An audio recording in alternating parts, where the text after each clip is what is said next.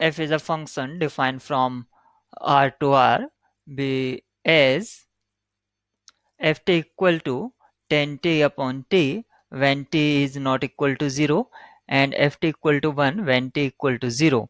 Then the value of limit extends to 0 1 upon x square integration from x square to x cube ft dt. तो यहाँ पर एक function f हमें define किया गया है जो रियल से रियल पर डिफाइन है और एफ टी जो है फंक्शन वो इस तरह से है। तो हमें इस एक्सप्रेशन का लिमिट फाइंड आउट करना है। तो जब भी आपको इस तरह का प्रॉब्लम आता है लिमिट फाइंड आउट करने के लिए तो ये जो आपका एग्जाम होता है उसमें आपके दो तरह से ही पूछा जाता है, यानी कि इनडिटर्मिनेट फॉर्म का होता है या एक सीक्वेंस पर बेस्ड होता है या एक डेफिनेट इंटीग्रल। तीन टॉपिक से आपका लिमिट का क्वेश्चन आता है। मैंने आपको बताया इनडिटर्मिनेट, और दूसरा आपका डेफिनेट इंटीग्रल, और तीसरा आपका हो जाता है सीक्वेंस एंड सीरीज।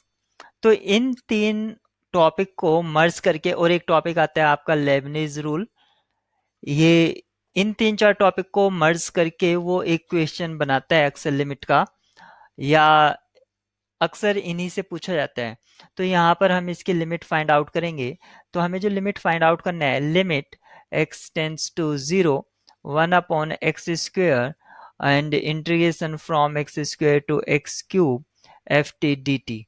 तो अगर मैं यहाँ पर डायरेक्टली लिमिट पुट कर दूं तो ये क्या हो जाएगा, 0 टू 0, तो ये इंटीग्रेशन 0 हो जाएगा और ये आपका इन्फिनिटी। तो इन्फिनिटी टाइम्स 0 का यानी कि एक इनडिटर्मिनेट फॉर्म आपको ऑब्टेन हो रहा है।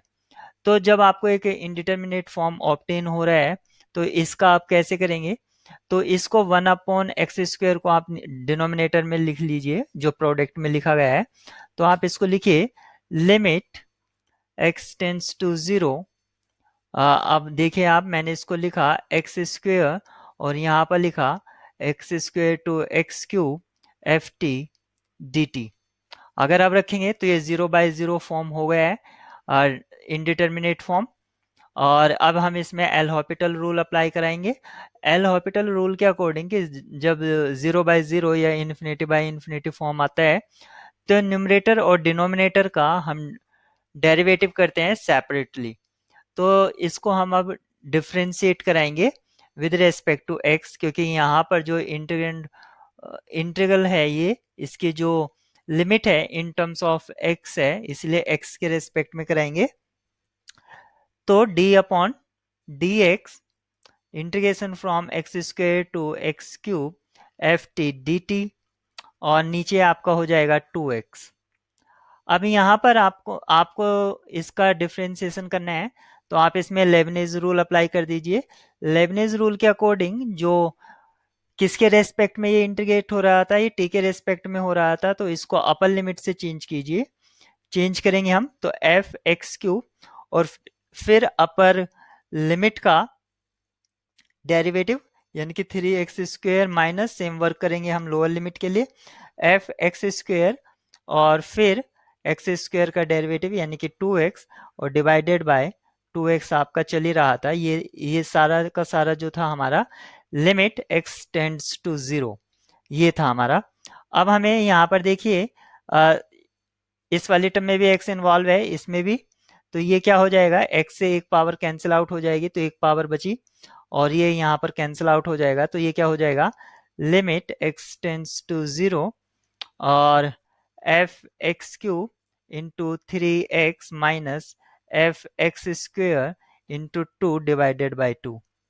अब देखिए यहाँ पर डिनोमिनेटर में एक न्यूमेरिक वैल्यू आ गया है, तो अब इसमें आप डायरेक्ट लिमिट पुट कर दीजिए। डायरेक्ट लिमिट पुट करने पर आपको क्या मिलेगा, ये